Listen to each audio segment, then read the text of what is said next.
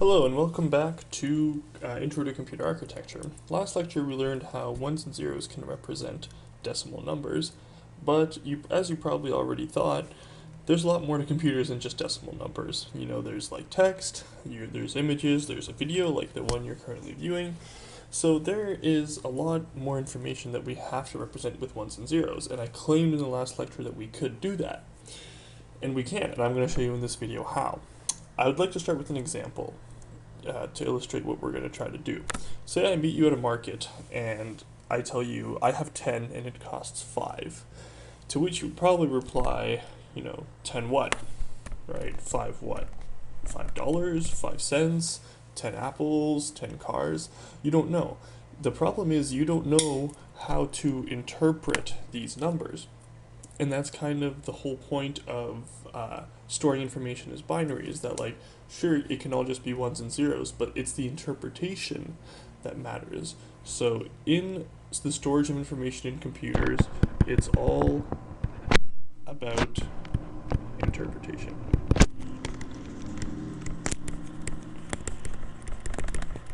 And that's what we're going to go through today. So I'm going to talk about text, images, and I'll touch on video a little bit, but not too much. A disclaimer first, though, is that I'm only showing the simplest interpretations out there for these things. There are much more complex ones, but in order for me to go through those, I would need to teach a whole course on that as well. And it's not very useful to what we're trying to do here, what I'm trying to accomplish, which is helping you understand how a computer works. I just want to show you that you can in fact represent whatever information you want using ones and zeros. So let's start with text. How do we represent letters as numbers, right? All we really need to do is create a mapping from numbers to characters that we will call an encoding. It's just an interpretation of data using ones and zeros. I'll show you what I mean because this is a lot of jargon and language. So let's say I want to make an encoding for English capital letters, and I'm going to say that 0 is A, and that 1 is B, and then 2 is C, so on and so forth, and 25 will be Z. And that's my encoding. So that's how I'm going to interpret numbers that I know are actually text.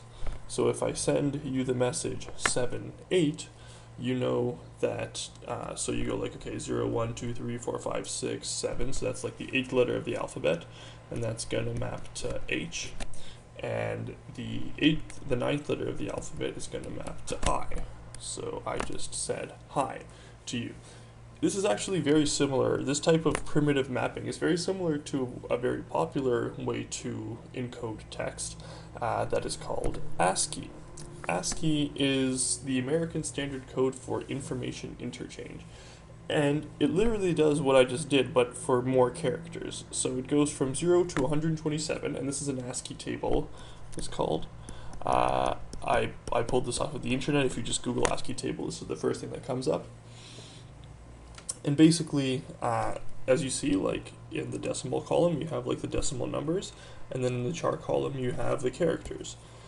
In this part of the table here, these are invisible characters, so you will never see them when you're actually reading text, but they are there, and they're to help the things rendering the text or processing the text in some way. We might talk about that later, but way down the road. The important stuff starts coming here from 32. These are characters you have seen, like space, exclamation mark, quotation mark, all the way XYZ, parens, tilde, delete. These are very common characters, and you see them all the time when you read text on a computer, or when you input text on a computer, from your keyboard. And how are these stored? How are these stored as ones and zeros? Well, first I should tell you that all ASCII characters are 1 byte. 1 byte meaning 8 bits, and a bit is a 1 or a 0. So bytes and bits are just units of information storage.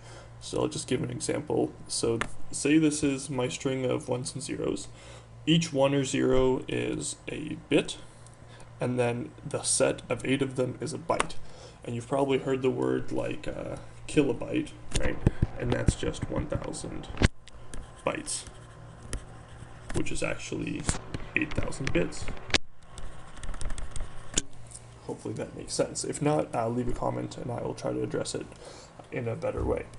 Now, what does it mean that like each ASCII character is 1 byte?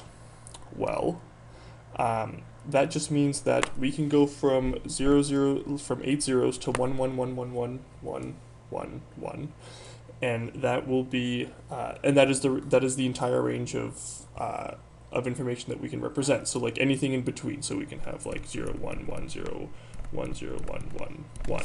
Like that is one character that we could make. So in decimal that maps, so this maps to 0 and this maps to 255, which means that we have 255 possible characters that we can represent using 1 byte of information. And in standard ASCII, we have 0 to 127, so just like this table here. So you see we start from 0 and we go to 127.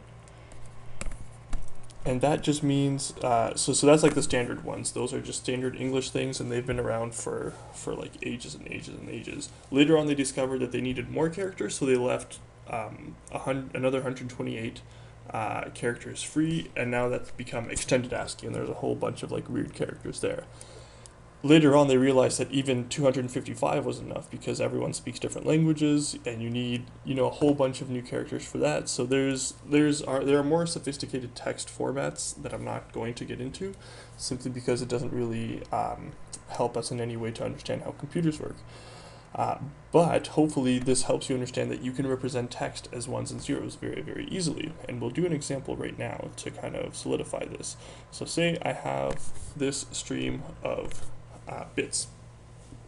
What I want to convert this, this stream into letters. But how do we start? So for one, we know that all characters are going to be 1 byte, which is 8 bits. So that means we can start counting. So 1, 2, 3, 4, 5, 6, 7, 8. Oh, that is one character. 1, 2, 3, 4, 5, 6, 7, 8. That's another character. And then these 8 are also another character.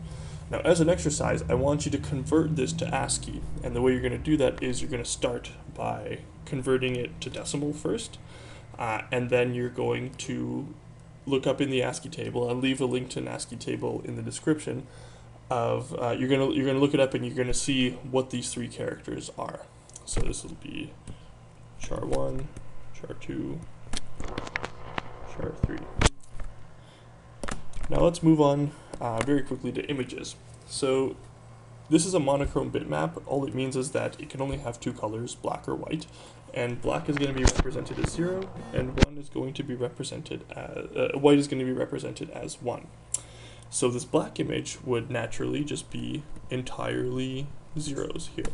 So be a grid of all zeros, while the white image would just be a grid of all ones. Now, the cat picture, as we see here, will actually be a combination of both. So in where we have the white, these are going to be all zeros. And then you see a black pixel, and that's a 1, 0, 1. So yeah, that's kind of the idea, is that you have a representation, or you have the image divided into little squares, like this. And then every square has a number associated with it, either a 1 or a 0, that denotes whether or not that square is black or white. And that's how you can represent images with simple things like 1s and 0s. So let's just briefly summarize. So in this video we showed that we can really store any information with 1s and 0s. The hard part is coming up with the interpretation. How are we going to map those 1s and 0s to the information that we actually want? And we saw this for text and images.